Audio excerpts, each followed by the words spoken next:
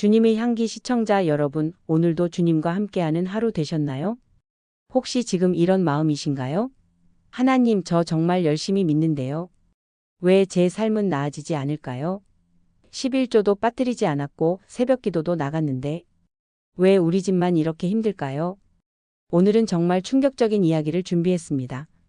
무려 40년을 교회에 다니셨는데도 가난의 굴레에서 벗어나지 못하셨던 한 분의 이야기입니다. 그런데 단 한 가지를 깨달으시고 나서 인생이 완전히 달라지셨어요. 이 영상 끝까지 보시면 여러분도 똑같은 변화를 경험하실 거예요. 좋아요와 구독 버튼 미리 눌러 놓으시고 시작하겠습니다. 안녕하세요. 저는 경기도 평택시에 살고 있는 김현숙이라고 합니다. 올해 58세가 되었고요. 지금은 한 식당에서 주방 보조 일을 하고 있습니다. 남편은 택시 기사를 하고 있고요. 자녀는 둘이 있는데 다 성인이 되어서 독립했어요. 오늘 여러분께 제 인생을 완전히 뒤바꾼 이야기를 들려드리려고 합니다.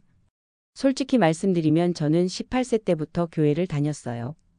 그러니까 올해로 딱 40년째입니다. 40년이면 정말 짧지 않은 시간이잖아요. 저는 제 나름대로 정말 열심히 믿었습니다. 새벽 기도도 빠지지 않았고요.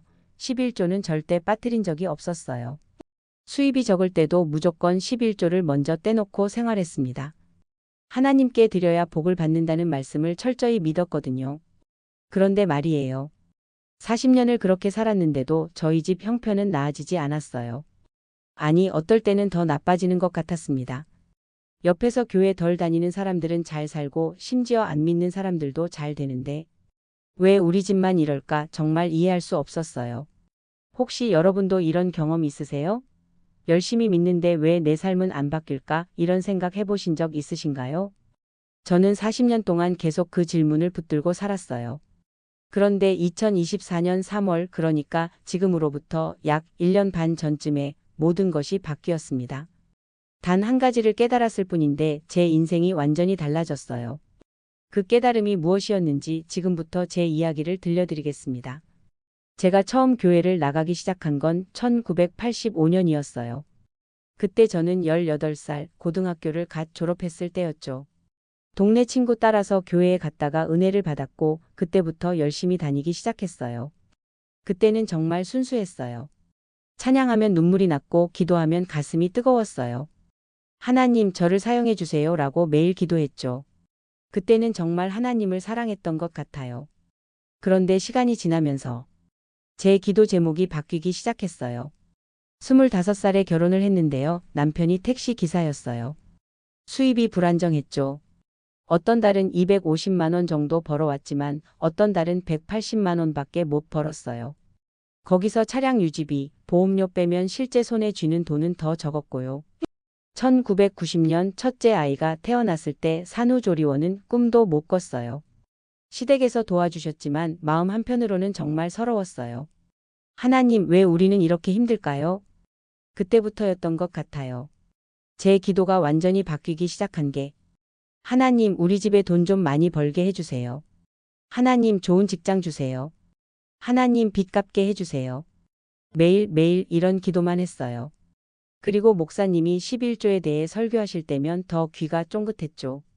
11조를 드리면 하늘 문이 열립니다. 하나님께 드리면 30배, 60배, 100배로 받습니다. 저는 그 말씀을 철저히 믿었어요. 아니, 믿는다기보다 매달렸던 것 같아요. 1995년에는 남편이 사업을 해보겠다고 택시를 그만뒀어요. 친구와 함께 작은 치킨집을 차렸죠. 저도 그 가게에서 일했고요. 초기 투자금으로 3천만 원이 들어갔는데 그중 2천만 원은 대출이었어요. 처음 3개월은 잘 됐어요. 한 달에 순수익이 400만 원 정도 나왔거든요. 하나님이 복 주시는구나. 정말 그렇게 생각했어요. 11조로 40만 원씩 드렸죠. 빡빡했지만 기쁜 마음으로 드렸어요. 그런데 6개월쯤 지나니까 손님이 점점 줄기 시작했어요. 근처에 프랜차이즈 치킨집이 2개나 생긴 거예요. 우리 같은 작은 가게는 경쟁이 안 됐죠. 1년을 버텼는데 결국 가게 문을 닫아야 했어요. 2천만 원 대출은 그대로 남았고요. 거기에 보증금도 못 받았어요. 집주인이 건물을 팔면서 저희 보증금 500만 원이 그냥 날아갔거든요. 그때 제 나이 30살이었어요. 빚이 2,500만 원. 그때는 정말 가슴이 무너지는 것 같았어요. 근데 더 힘든 건 제 마음이었어요. 하나님, 제가 뭘 잘못했나요? 11조도 꼬박꼬박 드렸는데요. 새벽 기도도 빠지지 않았는데요. 왜 우리 가게만 안 되는 거예요? 옆에 치킨집들은 장사 잘 되던데. 정말 원망스러웠어요. 하나님한테 배신당한 기분이었죠. 그래도 저는 교회를 나갔어요. 안 나갈 수가 없었어요. 왜냐하면 교회 안 나가면 더 안 되겠지, 이런 생각이었거든요. 하나님한테 복 받으려면 계속 나가야 한다고 생각했어요. 혹시 여러분도 그런 마음으로 신앙생활 하신 적 있으세요? 2000년대 들어서면서는 조금 안정됐어요. 남편은 다시 택시를 시작했고 저는 식당에서 주방 보조로 일하기 시작했죠. 둘이 벌면 한 달에 350만 원 정도 됐어요. 거기서 대출 이자 30만 원, 생활비 200만 원, 애들 학원비 80만 원. 빠듯했지만 그래도 돌아갔어요. 11조는 35만 원씩 드렸고요. 근데 2008년에 또 큰일이 났어요. 남편이 교통사고를 당한 거예요. 다행히 크게 다치지는 않았는데 차가 완전히 망가졌어요. 보험 처리가 제대로 안 돼서 새 차를 사야 했는데 또 대출이었죠. 1,500만 원. 2011년에는 큰아이가 대학에 갔어요. 등록금이 학기당 350만 원. 1년이면 700만 원이었어요. 학자금 대출을 받았지만 그것도 결국 빚이잖아요. 2015년에는 둘째도 대학에 갔고요. 그 시절에는 정말 숨이 막혔어요. 빚이 계속 늘어났거든요. 생활비 대출, 급전 대출. 여기저기서 조금씩 빌렸어요. 2017년쯤에는 빚이 총 5천만 원이 넘었어요. 밤에 잠을 못 잤어요. 계산기를 두드리면서 이번 달은 어떻게 돌릴까 고민했죠. 대출 이자만 한 달에 60만 원이 넘었거든요. 근데 제가 뭐라고 기도했는지 아세요? 하나님, 11조 드렸잖아요. 새벽 기도 나갔잖아요. 왜 저만 이렇게 힘들게 하세요? 저는 하나님한테 화가 났어요. 교회에서는 하나님께 드리면 복을 받는다고 했는데 저는 40년 가까이 드렸는데도 가난이 끊어지지 않았거든요. 옆 교인들 보면 속상했어요. 어떤 집사님은 사업이 잘 돼서 외제차를 샀고 어떤 권사님은 아들이 의사가 됐고 저는 왜 안 될까요? 2019년에는 정말 극단적인 생각까지 했어요. 차라리 교회를 안 다니는 게 나을까? 근데 무서워서 못 그만뒀어요. 교회 그만두면 하나님이 벌 주시겠지. 이런 생각이었죠. 여러분, 이게 무슨 신앙이었을까요? 지금 생각하면 정말 부끄럽지만 그때 저는 하나님을 사랑한 게 아니라 하나님한테 복을 구걸하고 있었던 거예요. 그렇게 2024년 3월이 됐어요. 그날은 수요 예배 날이었어요. 솔직히 교회 가기 싫었어요. 몸도 피곤했고 마음도 무거웠거든요. 전날 밤에 남편이랑 돈 문제로 크게 싸웠어요. 카드값이 또 밀렸거든요. 여보, 11조 좀 한두 달만 안 드리면 안 될까? 카드값이라도 갚자. 남편이 그렇게 말했을 때 저는 화를 냈어요. 안 돼. 하나님께 안 드리면 복도 안 와. 근데 남편이 뭐라고 했는지 아세요? 당신 40년 동안 11조 드렸는데 우리 집에 뭐가 달라졌어? 빚만 늘었잖아. 그 말에 저는 할 말이 없었어요. 사실이었거든요. 그래도 저는 수요 예배에 갔어요. 습관처럼요. 그날 담임 목사님이 설교하신 본문이 마태복음 6장 33절이었어요. 그런즉 너희는 먼저 그의 나라와 그의 의를 구하라. 그리하면 이 모든 것을 너희에게 더하시리라. 저는 그 구절을 100번도 넘게 들었어요. 너무 익숙한 말씀이었죠. 근데 그날 목사님이 이렇게 설명하셨어요. 사랑하는 성도 여러분, 이 말씀을 오해하시면 안 됩니다. 먼저 구하라는 것은 하나님 것을 먼저 챙기면 내 것도 챙겨주신다는 뜻이 아닙니다. 그건 거래예요. 신앙이 아니라 거래입니다. 그 순간 제 가슴이 찌릿했어요. 목사님은 계속 하셨어요. 하나님 나라를 먼저 구한다는 것은 하나님을 사랑하고 하나님의 뜻을 이루는 것에 최고의 가치를 두는 겁니다. 내가 복 받는 것이 목적이 아니라 하나님을 기쁘시게 하는 것이 목적이 되는 거예요. 그런데 우리는 어떻습니까? 정직하게 자신을 돌아보십시오. 혹시 하나님을 사랑하는 게 아니라 하나님한테 복을 구하고 있는 건 아닙니까? 마치 제 심장을 찌르는 것 같았어요. 11조를 드리는 이유가 뭡니까? 하나님을 사랑해서입니까? 복 받으려고입니까? 새벽 기도를 나가는 이유가 뭡니까? 하나님과 교제하고 싶어서입니까? 기도 응답 받으려고입니까? 저는 그 자리에서 눈물이 터져버렸어요. 40년 동안 제가 뭘 했던 건지 깨달았거든요. 저는 하나님을 사랑한 게 아니었어요. 하나님을 이용했던 거예요. 복 받으려고, 잘 살려고, 그래서 교회 다녔던 거예요. 11조를 드린 건 하나님께 감사해서가 아니라 이거 드릴 테니까 10배로 돌려줘, 이런 마음이었어요. 새벽 기도를 나간 건 하나님과 대화하고 싶어서가 아니라 내 기도 들어줘, 이런 거였고요. 그러니까 40년 동안 제가 섬긴 건 하나님이 아니라 돈이었던 거예요. 예배가 끝나고 집에 오는 길에 저는 차 안에서 계속 울었어요. 남편이 놀라서 물어봤지만 대답할 수가 없었어요. 집에 와서 방에 들어가 무릎 꿇고 기도했어요. 하나님, 제가 잘못했습니다. 40년 동안 저는 하나님을 사랑한 게 아니었어요. 하나님을 이용했어요. 복 받으려고만 했지 정작 하나님의 마음은 몰랐어요. 용서해 주세요. 그날 밤 저는 새벽 3시까지 기도했어요. 제 인생을 다 돌아봤어요. 18살 때 처음 교회 나가던 그때 저는 정말 순수하게 하나님을 사랑했었어요. 그런데 언제부터인가 제 마음이 바뀌어 있었던 거예요. 그 다음 날도 계속 기도했어요. 그러던 중에 빌립보서 4장 6절에서 7절 말씀이 마음에 와닿았어요. 아무것도 염려하지 말고 다만 모든 일에 기도와 간구로 너희 구할 것을 감사함으로 하나님께 아뢰라. 그리하면 모든 지각에 뛰어난 하나님의 평강이 그리스도 예수 안에서 너희 마음과 생각을 지키시리라. 이 말씀이 그동안은 그냥 염려 말고 기도하라는 뜻으로만 들렸는데 그날은 달랐어요. 감사함으로라는 단어가 들어왔어요. 감사함으로. 하나님께 아랜다. 저는 그동안 감사한 적이 없었어요. 늘 불평하고 원망했죠. 왜 우리 집만 이래요? 언제까지 이렇게 살아야 해요? 감사는 어디에도 없었어요. 그리고 7절 말씀 하나님의 평강이 너희 마음과 생각을 지키시리라.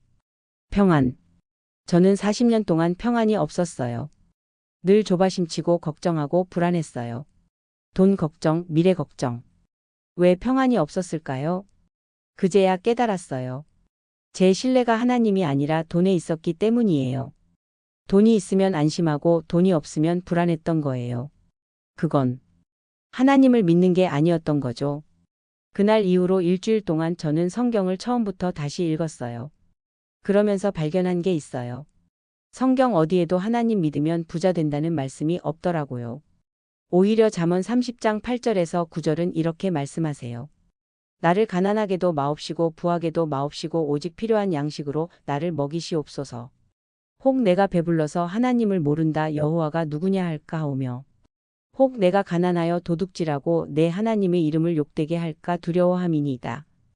이 말씀을 읽는데 또 눈물이 났어요. 하나님이 원하시는 건 우리가 부자가 되는 게 아니라 하나님과의 관계가 건강한 거였어요.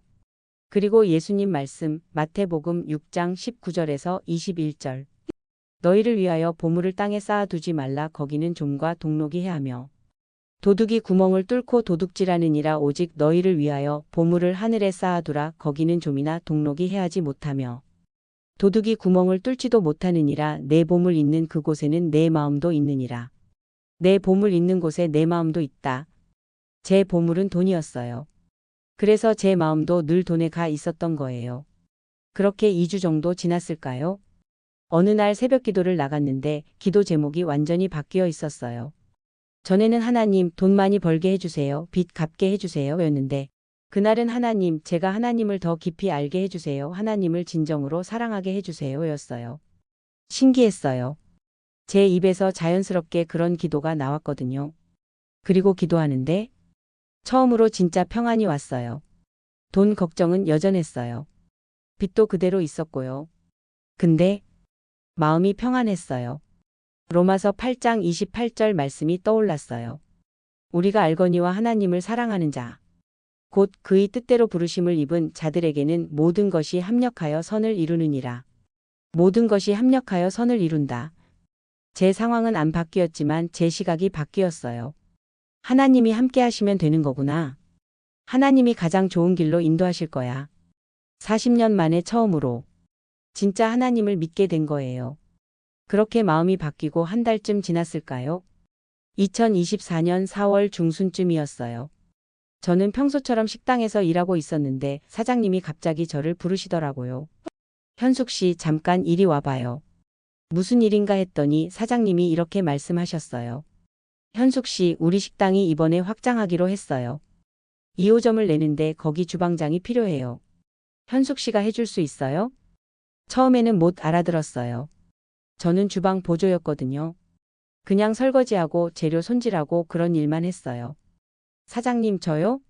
저는 주방장 해본 적이 없는데요. 아니에요. 현숙 씨 요리 솜씨 제가 다 알아요. 성실하기도 하고. 2호점은 작은 규모니까 충분히 할 수 있어요. 월급은 지금보다 60만 원 올려줄게요. 60만 원. 제 월급이 170만 원이었는데 230만 원이 된다는 거였어요. 저는 그 자리에서 눈물이 나려고 했어요. 꾹 참았지만요. 감사합니다, 사장님. 최선을 다하겠습니다. 집에 오면서 계속 기도했어요. 하나님 감사합니다. 이게 우연이 아니라는 걸 알아요. 하나님이 일하고 계신 거 맞죠? 그날 저녁에 남편한테 그 얘기를 했더니 남편도 놀라더라고요. 여보, 하나님이 정말 살아계시나 봐. 그 말에 저는 웃으면서 대답했어요. 원래 살아계셨어. 내가 못 봤을 뿐이지. 그런데 놀라운 일은 거기서 끝이 아니었어요. 5월 초에 남편이 택시 차고지에서 동료 기사님을 만났대요. 그분이 사정이 생겨서 택시 영업권을 급하게 팔아야 한다는 거예요. 시세보다 800만 원 싸게 내놓으셨다고요. 근데 우리한테 800만 원이 어디 있어요. 저축한 돈도 없고요. 그런데 남편이 그분한테 사정을 얘기했대요. 형님, 저도 사고 싶은데 목돈이 없어요. 그랬더니 그분이 이러시더래요. 그럼 계약금만 200만 원 주고 나머지는 3개월 동안 나눠서 줘. 내가 믿는 사람한테만 이렇게 하는 거야. 남편이 집에 와서 저한테 물어봤어요. 여보, 어떡할까? 계약금 200만 원은 있는데 영업권 사면 수입이 훨씬 늘어날 거야. 지금은 회사 차 빌려서 운전하니까 회사한테 수수료 내잖아. 근데 내 차로 하면 그 돈을 안 내니까 한 달에 80만 원은 더 벌 거야. 저는 기도하는 마음으로 대답했어요. 해봐요. 하나님이 길을 여시는 것 같아. 그렇게 영업권을 샀어요. 정말 신기하게도 나머지 돈을 3개월 안에 다 갚을 수 있었어요. 제 월급이 오른 것도 있었지만 남편 수입도 예상보다 더 나왔거든요. 그리고 6월에 또 놀라운 일이 있었어요. 큰애가 전화를 했어요. 엄마, 나 회사에서 승진했어.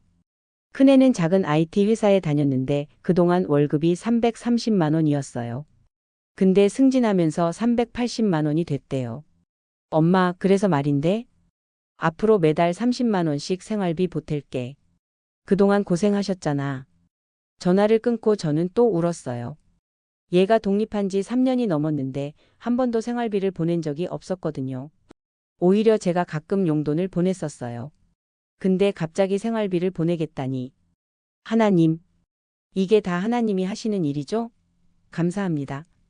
계산을 해봤어요. 제 월급 60만 원 인상, 남편 수입 80만 원 증가, 큰애 생활비 30만 원. 한 달에 170만 원이 늘어난 거예요.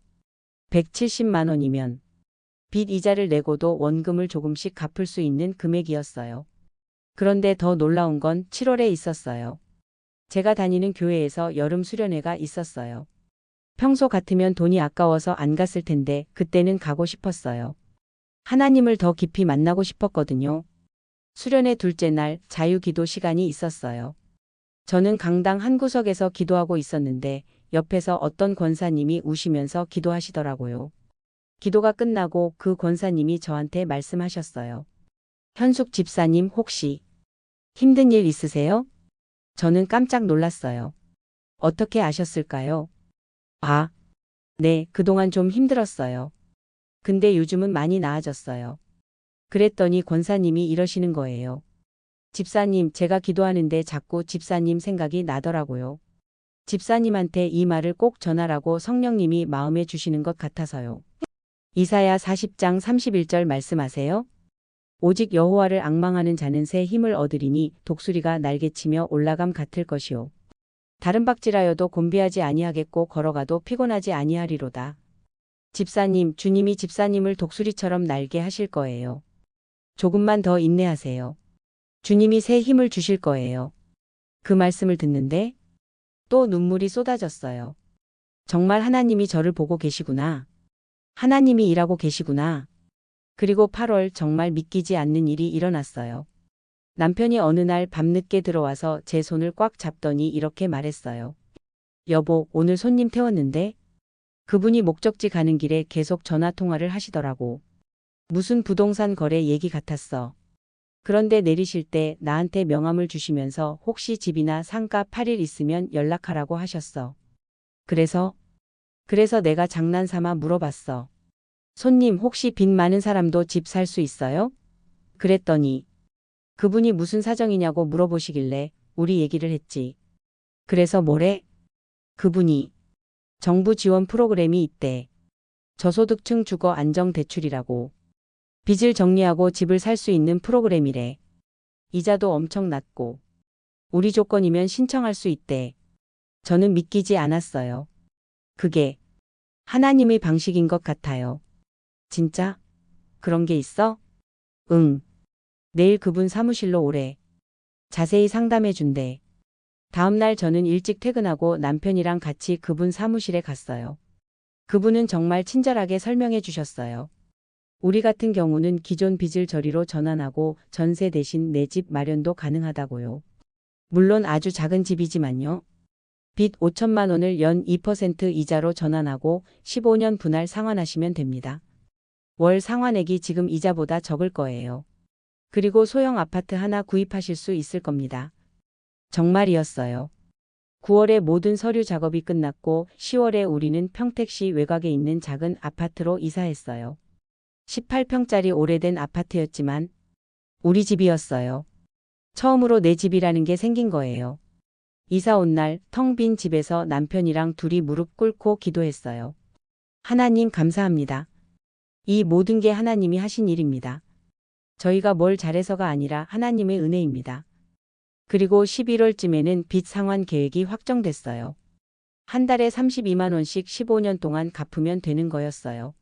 전에 이자만 60만 원씩 냈는데 이제는 원금까지 갚으면서도 32만 원이니까. 정말 기적 같았어요. 그 여유로 저는 무엇을 했을까요? 11조를 더 늘렸어요.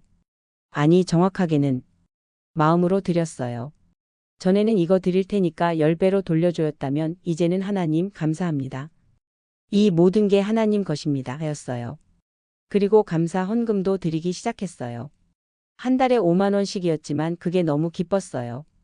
여러분 이게 우연일까요? 아니에요. 절대 우연이 아니었어요. 제 마음이 바뀌니까 하나님이 일하기 시작하신 거예요. 로마서 12장 2절 말씀처럼요. 너희는 이 세대를 본받지 말고 오직 마음을 새롭게 함으로 변화를 받아 하나님의 선하시고 기뻐하시고 온전하신 뜻이 무엇인지 분별하도록 하라. 마음이 새롭게 되니까 모든 것이 달라졌어요. 그리고 올해 3월 딱 1년이 됐어요. 저는 지금 2호점에서 주방장으로 일하고 있고요. 남편도 안정적으로 택시를 운행하고 있어요. 빚은 차근차근 갚아가고 있고 우리 집이 생겼어요. 금액으로 따지면 엄청난 변화는 아닐 수도 있어요. 여전히 우리는 부자가 아니거든요. 근데 제 마음은 완전히 달라졌어요. 전에는 늘 불안하고 초조했는데 이제는 평안해요. 돈이 조금 부족해도 하나님이 함께 하시니까 괜찮아라는 믿음이 있어요. 그리고 신기하게도 마음이 평안하니까 돈 문제도 풀리더라고요. 혹시 여러분도 이런 경험 있으세요? 마음이 급하고 불안할 때는 일이 더 꼬이는데 마음이 평안하면 일이 잘 풀리는 거요. 빌립보서 4장 19절 말씀처럼요. 나의 하나님이 그리스도 예수 안에서 영광 가운데 그 풍성한 대로 너희 모든 쓸 것을 채우시리라. 하나님이 우리 모든 쓸 것을 채우신다. 이 말씀이 이제야 이해가 돼요. 하나님이 채우시는 건 우리 욕심이 아니라 우리가 쓸 것이에요. 정말 필요한 거요. 저는 40년 동안 하나님한테 원하는 것을 달라고 했어요. 근데 하나님은 저한테 필요한 것을 주셨던 거예요. 그리고 가장 필요한 건 평안이었어요. 하나님과의 관계가 회복되는 거였어요. 주님의 향기 시청자 여러분, 김현숙 집사님의 놀라운 변화 이야기 어떠셨나요? 혹시 여러분도 이런 고민을 하고 계신가요? 하나님, 저 열심히 믿는데 왜 제 삶은 안 바뀔까요? 11조도 드렸고 헌신도 했는데 왜 복이 안 올까요? 오늘 이 이야기를 통해 깨달으셨나요? 우리가 교회를 다니고 11조를 드리고 새벽 기도를 나가는 이유가 무엇인지요? 복을 받기 위해서인가요? 하나님을 사랑하기 때문인가요? 정직하게 자신을 돌아보세요. 혹시 하나님을 사랑하는 게 아니라 하나님한테서 뭔가를 얻으려고 하는 건 아닌가요? 그건 신앙이 아니라 거래예요. 하나님은 우리와 거래하시는 분이 아니세요. 우리를 사랑하시는 아버지세요. 김현숙 집사님이 40년 만에 깨달은 그 한 가지가 바로 이거였어요. 하나님을 먼저 사랑하라. 그러면 모든 것이 더해진다. 마태복음 6장 33절 말씀처럼요. 너희는 먼저 그의 나라와 그의 의를 구하라. 그리하면 이 모든 것을 너희에게 더하시리라. 먼저 구하라는 건 우선순위의 문제예요. 내 복이 1순위인가? 하나님이 1순위인가? 김현숙 집사님은 40년 동안 복을 1순위에 놓았어요. 그러니까 40년 동안 복이 안 온 거예요.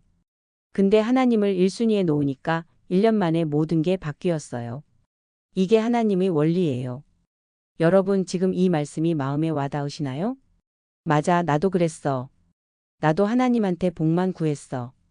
이런 생각이 드신다면 그 마음 자체가 바로 성령님의 역사입니다. 성령님이 여러분 마음을 만지고 계신 거예요. 지금 이 순간이 바로 변화의 시작점입니다. 무릎 꿇고 하나님께 기도하세요. 하나님, 제가 잘못했습니다. 저는 하나님을 사랑한 게 아니라 복을 사랑했습니다. 용서해 주세요. 이제부터는 정말 하나님을 사랑하겠습니다. 이 고백이 진심이라면 여러분 인생도 바뀔 거예요. 1년 후에, 2년 후에 여러분이 지금 이 댓글창에 간증을 남기실 거예요. 그때 그 영상 보고 깨달았어요. 제 인생이 바뀌었어요. 혹시 여러분도 비슷한 경험이 있으시다면 저도 하나님보다 복을 사랑했었어요. 또는 이제부터 하나님을 진정으로 사랑하겠습니다. 라고 댓글로 나눠주세요. 그 고백 하나하나가 큰 위로와 은혜가 됩니다. 그리고 지금 경제적으로 힘든 분들, 40년은 아니어도 오랫동안 기도했는데 응답이 안 온다고 느끼시는 분들, 포기하지 마세요. 하나님은 일하고 계세요. 다만 우리가 구하는 방식을 바꾸라고 하시는 거예요. 복 달라가 아니라 하나님 사랑합니다로요. 그러면 하나님이 우리에게 정말 필요한 것을 채워주세요. 때로는 돈일 수도 있고, 때로는 평안일 수도 있고, 때로는 관계 회복일 수도 있어요. 하나님은 우리보다 우리를 더 잘 아세요. 믿고 맡기세요. 오늘 이 이야기가 누군가의 마음에 빛이 되고 힘이 되고 변화의 씨앗이 되기를 간절히 바라며 여러분의 남은 하루에 주님이 준비하신 모든 복이 넘쳐나길 예수님의 이름으로 축복합니다. 좋아요와 구독, 알림 설정까지 부탁드려요. 다음 영상에서 또 만나요. 샬롬.